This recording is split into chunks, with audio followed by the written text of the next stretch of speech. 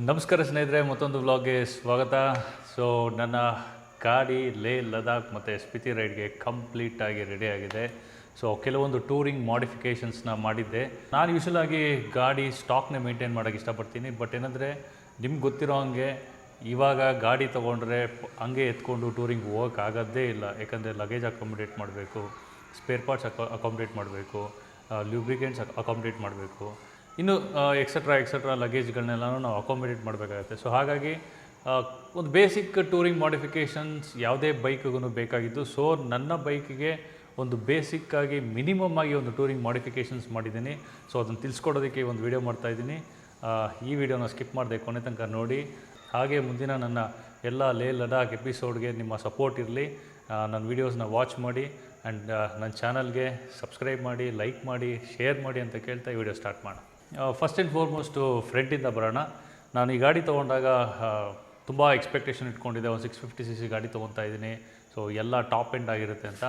But ನಾನು ಈ ಗಾಡಿನ ಫಸ್ಟ್ ಟೈಮು ನೈಟ್ ರೈಡ್ ತೊಗೊಂಡೋದಾಗ ನನಗೆ ಅವಾಗ ಅರ್ಥ ಆಗಿದ್ದೇನೆ ಹೆಡ್ಲೈಟು ತುಂಬ ವೀಕ್ ಇದೆ ಅಂತ. ಈಗ ಎಂಥ ಗಾಡಿ ನೋಡಿ ಎಲ್ಲದಕ್ಕೂ ಡೇ ಲೈಟು ರನ್ನಿಂಗ್ ಲ್ಯಾಂಪ್ ಕೊಡ್ತಾರೆ, ಜೊತೆಗೆ LED ಹೆಡ್ಲೈಟ್ ಕೊಡ್ತಾರೆ. ಬಟ್ ಇದರಲ್ಲಿ ಹ್ಯಾಲೋಜನ್ ಹೆಡ್ ಲ್ಯಾಂಪ್ ಇದೆ. ಆ್ಯಂಡ್ ಇದರ ಒಂದು ಏನು ಲೈಟ್ ಪವರ್ ಇದೆ ಅದು ನೈಟ್ ರೈಡ್ಗೆ 0% ಯೂಸ್ಫುಲ್ ಅಂತ ಅನಿಸ್ತು. ಅದಕ್ಕೋಸ್ಕರನೇ ನಾನು ಆಕ್ಸಿಲರಿ ಲೈಟ್ ಹಾಕ್ಸಿದ್ದೀನಿ, ಮ್ಯಾಡ್ ಡಾಗ್ ಆಲ್ಫಾ. ಸೊ ಇದರಿಂದ ನನಗೆ ನೈಟಲ್ಲಿ ಕೆಲವೊಂದು ಸರಿ ಏನಾಗುತ್ತೆ, ನಾವೊಂದು 6-7 ಗಂಟೆಗೆ ನಿಲ್ಲಿಸ್ಬೇಕು ಅಂದ್ಕೊಂಡಿರ್ತೀವಿ. ಡ್ಯೂ ಟು ರೋಡ್ ಕಂಡೀಷನ್ ಕೆಲವೊಂದು ಸರಿ 1 ಅಥವಾ 2 ಅವರ್ಸ್ ಎಕ್ಸ್ಟೆಂಡ್ ಮಾಡಬೇಕಾಗತ್ತೆ. ಸೊ ಆ ಟೈಮಲ್ಲಿ ನೈಟ್ ರೈಡಲ್ಲಿ ಈ ಒಂದು ಆಲ್ಫಾ ಲೈಟು ನನಗೆ ಯೂಸ್ಫುಲ್ ಆಗುತ್ತೆ ಅಂತ ಹೇಳಿಸಿ ಆಲ್ಫಾ ಲೈಟ್ನ ಇನ್ಸ್ಟಾಲ್ ಮಾಡಿದ್ದೆ ನನ್ನ ಬೈಕಲ್ಲಿ.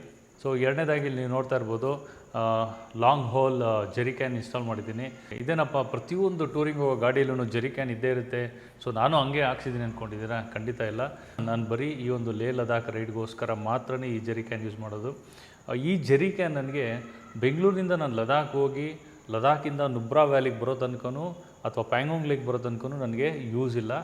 ನನಗೆ ಪ್ಯಾಂಗಾಂಗ್ ಲೇಕಿಂದ ನಾನು ಹನ್ಲೆ ಹೋಗಿ, ಉಮ್ಲಿನ್ಲಾ ಹೋಗಿ, ಚೋಮೋರೂರಿ ಹೋಗಿ, ಚೋಕರ್ಗೆ ಬಂದು, ಸರ್ಚು ಬಂದು ಮತ್ತೆ ಕೀಲಾಂಗ್ ಬರೋ ತನಕನೂ ನನಗೆ ಮಧ್ಯದಲ್ಲಿ ಯಾವುದೇ ರೀತಿ ಪೆಟ್ರೋಲ್ ಬಂಕ್ ಸಿಗೋಲ್ಲ.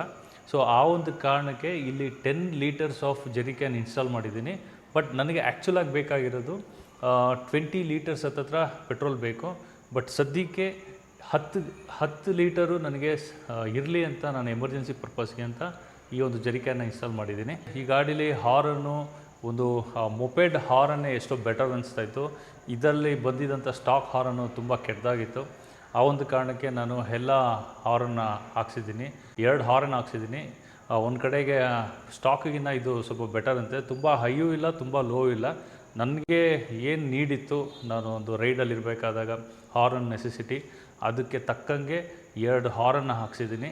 ಹಾಗೆಯೇ ಇದೇ ಬೈಕಲ್ಲಿ ಕೊಟ್ಟಿದ್ದಂಥ ಹ್ಯಾಂಡ್ ಗಾರ್ಡ್ಸು ತುಂಬ ಚೀಪ್ ಕ್ವಾಲಿಟಿ ಪ್ಲಾಸ್ಟಿಕ್ ಆಗಿತ್ತು. ಅದರಲ್ಲಿ ಯಾವುದೇ ರೀತಿ ಸ್ಟ್ರೆಂತೇ ಇರಲಿಲ್ಲ. ನಾನು ಮಂದಾರಗಿರಿ ಹಿಲ್ಸ್ಗೆ ಹೋದಾಗ ಕಡೆ ಸ್ಲೋಪ್ ಇದ್ದಾಗ ನಾನು ಗಾಡಿನ ಹಾಗೆ ಡ್ರಾಪ್ ಮಾಡಿದ್ದಕ್ಕೆ ಬ್ರೇಕ್ ಲಿವರ್ ಬೆಂಡಾಗೋಯ್ತು. ಸೊ ಆವಾಗ ನನಗೆ ಅನಿಸಿದ್ದೇನೆಂದರೆ, ಅಲ್ಲೇ ಈ ಸಣ್ಣದಾಗಿ ಡ್ರಾಪ್ ಮಾಡಿದಾಗೇ ಬ್ರೇಕ್ ಲಿವರ್ ಬೆಂಡಾಯಿತು. ಸೊ ನಾನು ಲದಾಖ್ ಹೋದಾಗ ವಾಟರ್ ಕ್ರಾಸಿಂಗ್ ಇರುತ್ತೆ, ಅಥವಾ ಮಡಿ ರೋಡ್ಸಲ್ಲಿ ಓಡಿಸ್ಬೋದು, ಅಥವಾ ಸ್ಯಾಂಡ್ ಡ್ಯೂನ್ಸು, ಸ್ಯಾಂಡ್ ರೋಡ್ ಮಧ್ಯದಲ್ಲಿ ಸ್ಯಾಂಡ್ ಇರುತ್ತೆ, ಆ ಟೈಮಲ್ಲಿ ಓಡಿಸ್ಬೋದು. ಎಲ್ಲೋ ಒಂದು ಕಡೆ ಸ್ಲಿಪ್ಪಾಗಿ ಏನಾದ್ರು ಬಿದ್ದಿದ್ರೆ ಬ್ರೇಕ್ ಲಿವರೋ ಅಥವಾ ಕ್ಲಚ್ ಲಿವರೋ ಕಟ್ಟಾದರೆ ನನ್ನ ರೈಡ್ಗೆ ಅಲ್ಲಿಗೆ ಎಂಡಾಗೋಗ್ಬಿಡುತ್ತೆ. ಸೊ ಅದಕ್ಕೆ ಪ್ರಿಕಾಷನ್ ಆಗಿ ಹ್ಯಾಂಡ್ ಗಾರ್ಡ್ ಕೂಡ ಹಾಕ್ಸಿದ್ದೀನಿ. ಇದು original bark busters hand guards, top notch ಆಗಿದೆ ಕ್ವಾಲಿಟಿ ಆ್ಯಂಡ್ ಸೂಪರ್ ಆಗಿದೆ ನಿಜವಾಗೂ.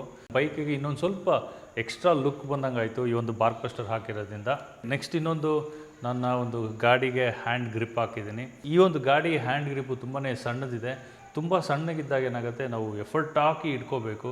ಸೊ ಲಾಂಗ್ ಡಿಸ್ಟೆನ್ಸಲ್ಲಿದ್ದಾಗ ಏನಾಗುತ್ತೆ, ನಾವು ಜಾಸ್ತಿ ಎನರ್ಜಿ ಖರ್ಚು ಮಾಡ್ತಾ ಇರೋದ್ರಿಂದ ಬೇಗ ಸ್ಟ್ರೆಸ್ ಆಗೋಗ್ಬಿಡ್ತೀವಿ, ಕೈ ನೋವು ಬರೋದೆಲ್ಲ ಸ್ಟಾರ್ಟ್ ಆಗುತ್ತೆ. ಆ್ಯಂಡ್ ಇನ್ನೊಂದು, ಕುಷ್ನಿಂಗ್ ಅಂತ ಬಂದಾಗ 0 ಇತ್ತು, ತುಂಬ ಹಾರ್ಡ್ ಇತ್ತು. ಸೊ ಇದಕ್ಕೆ ಅಂದ್ಬಿಟ್ಟು ಗ್ರಿಪಾನ್ದು ಗ್ರಿಪ್ಸ್ ಹಾಕ್ಸಿದ್ದೀನಿ. ಇದು ಹಾಕ್ಸ್ಕೊಂಡ್ಮೇಲೆ ರೈಡ್ ಕ್ವಾಲಿಟಿ ತುಂಬ ಬೆಟರ್ ಆಗಿದೆ, ಹ್ಯಾಂಡ್ಲಿಂಗು ಅಷ್ಟೇ ಸಖತ್ತಾಗಿ ಅನಿಸುತ್ತೆ. ಸೊ ನೋಡೋಣ ಲಾಂಗ್ ಟೂರಿಂಗಲ್ಲಿ ಇದು ನನಗೆ ಎಷ್ಟು ಮಜಾ ಕೊಡುತ್ತೆ ಅಂತ. ಇನ್ನೊಂದು, ಟೈರ್ ಪ್ರೆಷರ್ ಮಾನಿಟರ್ ಮಾಡೋದಕ್ಕೆ ಧೂನಿಕಾರ್ಡ್ದು TPMSನ ಇನ್ಸ್ಟಾಲ್ ಮಾಡಿದ್ದೀನಿ. ಇದು ಅಂತ ಹೇಳ್ಕೊಳ್ಳೋ ಕ್ವಾಲಿಟಿ ಏನಲ್ಲ, ಯಾಕಂದರೆ ತುಂಬ ಫ್ಲಕ್ಚುಯೇಷನ್ ಆಗ್ತಾಯಿದೆ. ಬಟ್ ಸ್ಟಿಲ್ ಏನಂದರೆ ಒಂದು ಅಪ್ರಾಕ್ಸಿಮೇಟ್ ವ್ಯಾಲ್ಯೂಸ್ನ ನನಗೆ ಕೊಡ್ತಾ ಇರುತ್ತೆ. ಅದೊಂದೇ ಒಂದು ಸ್ಯಾಟಿಸ್ಫ್ಯಾಕ್ಷನು. ಆ್ಯಂಡ್ ನೀವು ಈ ಥರ ಏನಾದ್ರು ಟಿ ಪಿ ಎಸ್ ಮೆಸ್ ಹಾಕ್ಸ್ಬೇಕು ಅಂದರೆ ಖಂಡಿತ ಅವಾಯ್ಡ್ ಮಾಡಿ. ಯಾವುದಾದ್ರು ಒಳ್ಳೆ ಬ್ರ್ಯಾಂಡೆಡು ಎಕ್ಸಾಕ್ಟ್ ವ್ಯಾಲ್ಯೂ ತೋರಿಸುವಂಥ ಟಿ ಪಿ ಎಮ್ ಎಸ್ನೇ ಸೆಲೆಕ್ಟ್ ಮಾಡ್ಕೊಳ್ಳಿ. ನಾನು ಜಸ್ಟ್ ಒಂದು ಟ್ರಯಲ್ ಪರ್ಪಸ್ಗೆ ಅಂತ ತರಿಸ್ಕೊಂಡೆ, ಚೆಕ್ ಮಾಡೋಣ ಅಂತ. ಸೊ ನೋಡಬೇಕು ಈ ರೋಡ್ ಟ್ರಿಪ್ಪಲ್ಲಿ ಇದು ಎಷ್ಟು ಮಟ್ಟಿಗೆ ಯೂಸ್ಫುಲ್ ಆಗುತ್ತೆ ಅಂತ ಈ ರೋಡ್ ಟ್ರಿಪ್ಗೆ ಹೋದಾಗೆ ಗೊತ್ತಾಗುತ್ತೆ. ಸೊ ಇಲ್ಲಿ ಒಂದು ಡ್ರೋನ್ದು ಆರ್ಸಿಗೆ ಮೌಂಟ್ ಯೂಸ್ ಮಾಡಿದ್ದೀನಿ. ಮೌಂಟೇನ್ಸಲ್ಲಿ ಹೋಗ್ಬೇಕಾದ್ರೆ ಏನಾಗುತ್ತೆ, ನಮ್ಮ ಡ್ರೋನ್ ಫಾಲೋ ಮಿ ಮೋಡೆಲ್ಲ ಅಷ್ಟು ಈಸಿಯಾಗಿ ವರ್ಕ್ ಆಗೋಲ್ಲ. ಯಾಕಂದರೆ ಫಾಲೋ ಮಿ ಮೋಡ್ ವರ್ಕ್ ಆಗಬೇಕು ಅಂದರೆ ಅದು ನಾವೇ ಅಲೋನಾಗಿ ಹೋಗ್ತಾ ಇರಬೇಕು. ಮಧ್ಯದಲ್ಲಿ ಬೇರೆ ಯಾವ ಗಾಡಿನೂ ಬರಬಾರ್ದು. ಅಕಸ್ಮಾತ್ ಮಧ್ಯದಲ್ಲಿ ಯಾವುದೇ ಗಾಡಿ ಬಂದರೂ ಫೋಕಸ್ಸು ಶಿಫ್ಟ್ ಆಗೋಗ್ಬಿಡುತ್ತೆ. ಸೊ ಅದಕ್ಕೇ ಇರಲಿ ಅಂದ್ಬಿಟ್ಟು ಒಂದು ರಿಮೋಟ್ ಕಂಟ್ರೋಲ್ದು ಮೌಂಟನ್ನು ಇನ್ಸ್ಟಾಲ್ ಮಾಡಿದ್ದೀನಿ. ಸೊ ದಟ್ ಏನಾಗುತ್ತೆ, ನಾನು ರೈಡ್ಗೆ ಒಂದು ಮೊಮೆಂಟಮ್ ಕ್ಯಾಚ್ ಆದಮೇಲೆ ಸೊ ಡ್ರೋನನ್ನು ನಾನು ಈಸಿಯಾಗಿ ಆಪ್ರೇಟ್ ಮಾಡ್ಬೋದು ಲೆಫ್ಟ್ ಹ್ಯಾಂಡಲ್ಲಿ ಅಂತ ಹೇಳ್ಬಿಟ್ಟು ಇಲ್ಲಿ ಒಂದು ಡ್ರೋನ್ ಮೌಂಟ್ ಇನ್ಸ್ಟಾಲ್ ಮಾಡಿದ್ದೀನಿ. ಹಾಗೆ ಇಲ್ಲೊಂದು ಆ್ಯಕ್ಷನ್ ಕ್ಯಾಮ್ರಾ ಮೌಂಟ್ ಇನ್ಸ್ಟಾಲ್ ಮಾಡಿದ್ದೀನಿ. ಒಂದೇ ಆ್ಯಂಗಲಲ್ಲಿ ವ್ಲಾಗ್ ಮಾಡ್ತಾಯಿದ್ರೆ ಬೋರ್ ಆಗುತ್ತೆ ಅಂದ್ಬಿಟ್ಟು ಫ್ರಂಟಿಂದನೂ ಒಂದು ಕ್ಯಾಮ್ರಾ ಇರಲಿ ಅಂದ್ಬಿಟ್ಟು ಇಲ್ಲೊಂದು ಆ್ಯಕ್ಷನ್ ಕ್ಯಾಮ್ರಾ ಮೌಂಟ್ ಇನ್ಸ್ಟಾಲ್ ಮಾಡಿದ್ದೀನಿ. ಒಂದು ₹1000 ಖರ್ಚು ಮಾಡಿಬಿಟ್ಟು ಒಂದು ಒಳ್ಳೆ ಬೂಟ್ಸ್ ತೊಗೊಂಡಿರ್ತೀವಿ. ಈ ಒಂದು ಬೂಟ್ಸು ಗೇರ್ ಶಿಫ್ಟ್ ಮಾಡಬೇಕಾದ್ರೆ ಏನಾಗುತ್ತೆ, ಸ್ಟಾಕಲ್ಲಿ ಗೇರ್ ಶಿಫ್ಟರ್ ಬಂದುಬಿಟ್ಟು ಅದು ತುಂಬ ಹಾರ್ಡ್ ಇರುತ್ತೆ, ಸೊ ರಫ್ ಇರುತ್ತೆ. So over the period of A time use ಮಾಡ್ತಾ ಏನಾಗುತ್ತೆ, ಶೂಸ್ದು ಟಾಪ್ ಲೇಯರ್ ಕಿತ್ತೋಗ್ತಾ ಬರುತ್ತೆ. ಸೊ ಅದಕ್ಕೋಸ್ಕರನೇ ನಾನು ಇಲ್ಲಿ ಪ್ರೋ ಟೇಪರ್ ಅಂತ ಒಂದು ಗೇರ್ ಶಿಫ್ಟರ್ದು ಕುಷನ್ನ ಇಲ್ಲಿ ಹಾಕಿದ್ದೀನಿ. ಸೊ ಇದರಿಂದ ಏನಾಗುತ್ತೆ, ಎಲ್ಲೋ ಒಂದು ಕಡೆ ಅಷ್ಟು ಇಂಪ್ಯಾಕ್ಟ್ ಆಗೋಲ್ಲ ಒಂದು ಶೂಗೆ. ಸೊ ಎಲ್ಲೋ ಒಂದು ಕಡೆ ಶೂ ಅಷ್ಟು ಬೇಗ ವೇರ್ ಆ್ಯಂಡ್ ಟೇರ್ ಆಗೋಲ್ಲ. ಸೊ ಡ್ಯೂರಬಿಲಿಟಿ ಜಾಸ್ತಿ ಬರುತ್ತೆ ಅಂದ್ಬಿಟ್ಟು ಗೇರ್ ಶಿಫ್ಟರ್ಗೆ ಒಂದು ರಬ್ಬರ್ ಕುಷನ್ ಹಾಕಿದ್ದೀನಿ. ಆಮೇಲೆ ಟೂರಿಂಗ್ ಹೋದಾಗ ನಮಗೆ ಮಸ್ಟ್ ಆ್ಯಂಡ್ ಶುಡ್ ಅಥವಾ ಮೋಸ್ಟ್ ಇಂಪಾರ್ಟೆಂಟಾಗಿ ಅಂದರೆ ನ್ಯಾವಿಗೇಷನು. ಸೊ ಆ ನ್ಯಾವಿಗೇಷನ್ನು ನಾವು ಫೋನ್ ಮುಖಾಂತರನೇ ಯೂಸ್ ಮಾಡ್ತೀವಿ. ಸೊ ಅದಕ್ಕೆ ಒಂದು ಒಳ್ಳೆ ಡೀಸೆಂಟಾಗಿರೋ, ತುಂಬ ಎಕ್ಸ್ಪೆನ್ಸಿವು ಅಲ್ಲ, ತುಂಬ ಲೋ ಬಜೆಟು ಅಲ್ಲ, ಒಂದು ಒಳ್ಳೆ ಕ್ವಾಲಿಟಿ ಇರ್ತಕ್ಕಂಥ ಒಂದು ಮೊಬೈಲ್ ಮೌಂಟ್ನ ಇಲ್ಲಿ ಹಾಕಿದ್ದೀನಿ. ಇದು ಗ್ರ್ಯಾಂಡ್ ಪಿಚ್ ಟಾಪ್ ಅವ್ರದ್ದು ಮೊಬೈಲ್ ಮೌಂಟು. ಸುಮಾರು ರೈಡ್ ಹೋಗಿದ್ದೀನಿ. ಆ ಫೋನ್ಗೆ ಯಾವುದೇ ರೀತಿ ವೈಬ್ರೇಷನ್ ಇಲ್ಲ. ಆ್ಯಂಡ್ ಇದು ಸಖತ್ತು ಒಂಥರ ಫೋನ್ನ ಹಿಡ್ಕೊಂಡಂಗೆ ಲಾಕ್ ಮಾಡ್ಕೊಂಡಿರುತ್ತೆ ಫೋನು. ಸೊ ಎಲ್ಲ ಒಂದು ಕಡೆ ಸೆಕ್ಯೂರ್ಡ್ ಆಗಿರುತ್ತೆ, ಯಾರೂ ಬಂದುಬಿಟ್ಟು ಟಕ್ ಅಂತ ಕಿತ್ಕೊಳ್ಳೋಕ್ಕಾಗಲ್ಲ ಫೋನ್ನ, ಸ್ಟ್ರಾಂಗ್ ಆಗಿದೆ. ಸೊ ಇದೊಂದು ಮೊಬೈಲ್ ಹೋಲ್ಡರ್ನ ನಾನು ಇಲ್ಲಿ ಹಾಕಿದ್ದೀನಿ. ಆ್ಯಂಡ್ ಮೋಸ್ಟ್ ಇಂಪಾರ್ಟೆಂಟ್ಲಿ ಇಲ್ಲೊಂದು ಲಗೇಜ್ ಸಿಸ್ಟಮ್ನ ಇನ್ಸ್ಟಾಲ್ ಮಾಡಿದ್ದೀನಿ. ಸೊ ಇಲ್ಲಿ ಒಂದು ಟಾಪ್ ಬಾಕ್ಸ್ ಇದೆ. ಈ ಒಂದು top box 46 litres top box. ಇದರಲ್ಲಿ ಮೇಜರಾಗಿ ನನ್ನ ಗ್ಯಾಜೆಟ್ಸು, ಡ್ರೋನು, ಲ್ಯಾಪ್ಟಾಪು, ಕ್ಯಾಮ್ರಾ ಇವೆಲ್ಲನೂ ಇದೊಂದು ಇದರಲ್ಲಿ ಇಟ್ಕೊಳ್ತೀನಿ. ರೀಸನ್ ಏನಂದರೆ, ಇನ್ ಕೇಸ್ ಆಫ್ ಗಾಡಿ ಏನಾದ್ರು ಬಿದ್ದಾಗ ಸೊ ನಮಗೆ ಈ ಜಾಗದಲ್ಲಿ ನಮ್ಮ ಗ್ಯಾಜೆಟ್ಸ್ ಇದ್ದರೆ ಸೇಫಾಗಿರುತ್ತೆ. ಸಪೋಸ್ ಇಲ್ಲೇನಾದ್ರು ಇಟ್ಕೊಂಡಾಗ ಈ ಗಾಡಿ ಇರೋ ವೆಯ್ಟ್ಗೆ, ಇಂಪ್ಯಾಕ್ಟ್ಗೆ ಸಪೋಸ್ ಏನಾದ್ರು ಡ್ಯಾಮೇಜ್ ಆಗುತ್ತೆ ಅನ್ನೋ ಒಂದು ಕಾರಣಕ್ಕೆ ನನ್ನ ಗ್ಯಾಜೆಟ್ಸ್ನ ನಾನು ಯಾವಾಗೂ ಟಾಪ್ ಬಾಕ್ಸಲ್ಲಿ ಇಟ್ಟಿರ್ತೀನಿ. ಆ್ಯಂಡ್ ಇದು ಈಸಿಲಿ ಆ್ಯಕ್ಸೆಸಿಬಲ್ ಆಗಿರುತ್ತೆ. ಏನಾದರೂ ಬಂದಿದ್ದ ತಕ್ಷಣವೇ ಕೈ ಹಾಕಿದ್ರೆ ಸಿಗುತ್ತೆ, ಮೇಲೆ ಇರುತ್ತೆ. ಆ್ಯಂಡ್ ಆ ಒಂದು ಕಾರಣಕ್ಕೆ ನನ್ನ ಟಾಪ್ ಬಾಕ್ಸಲ್ಲಿ ಗ್ಯಾಜೆಟ್ಸು ಇವೆಲ್ಲನೂ ನಾನು ಇಟ್ಟಿರ್ತೇನೆ. ಇಲ್ಲಿ ಸೇಮ್ 46 ಲೀಟರ್ಸ್ ಪ್ಯಾನಿಯರ್ಸ್ ಇದೆ. ನಾನು ನನ್ನ ವೈಫು ಯಾವಾಗೂ ರೈಡ್ಗೆ ಹೋಗೋದ್ರಿಂದ ನನಗೆ ಲಗೇಜ್ ಕೆಪಾಸಿಟಿ ಜಾಸ್ತಿ ಬೇಕು ಅಂತ ಹೇಳ್ಬಿಟ್ಟು ನಾನು ಮ್ಯಾಕ್ಸಿಮಮ್ ಕೆಪಾಸಿಟಿ ಇರ್ತಕ್ಕಂಥ ಪ್ಯಾನಿಯರ್ಸ್ ಇನ್ಸ್ಟಾಲ್ ಮಾಡಿದ್ದೀನಿ. ಹಾಗೆಯೇ ನನ್ನ ಒಂದು ಪ್ಯಾನಿಯರ್ಸ್ಗೆ ವಿನೈಲ್ ರ್ಯಾಪಿಂಗ್ ಕೂಡ ಮಾಡಿದ್ದೀನಿ.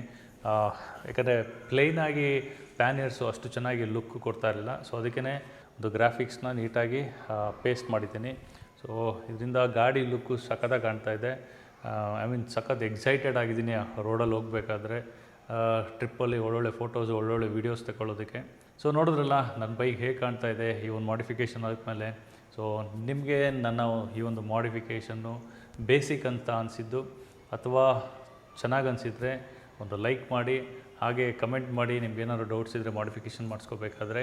ಸೊ ಇದಿಷ್ಟು ನನ್ನ ಒಂದು ಟೂರಿಂಗ್ ಮಾಡಿಫಿಕೇಷನ್ ವಿಡಿಯೋ. ನಿಮಗೆ ಈ ಒಂದು ವಿಡಿಯೋ ಇಷ್ಟ ಆಗಿದ್ದರೆ ಲೈಕ್ ಮಾಡಿ, ಹಾಗೆ ನನ್ನ ಚಾನಲ್ಗೆ ಇನ್ನೂ ಸಬ್ಸ್ಕ್ರೈಬ್ ಮಾಡಿಲ್ಲ ಅಂತಂದರೆ ಸಬ್ಸ್ಕ್ರೈಬ್ ಮಾಡಿ ಅಂತ ಹೇಳ್ತಾ ಈ ವ್ಲಾಗ್ನೆಲ್ಲ ಎಂಡ್ ಮಾಡ್ತೀನಿ. ಮತ್ತೆ ನೆಕ್ಸ್ಟ್ ವೀಡಿಯೋದಲ್ಲಿ ಸಿಗೋಣ. ಅಲ್ಲಿ ತನಕ ಟೇಕ್ ಕೇರ್, ಬಾಯ್.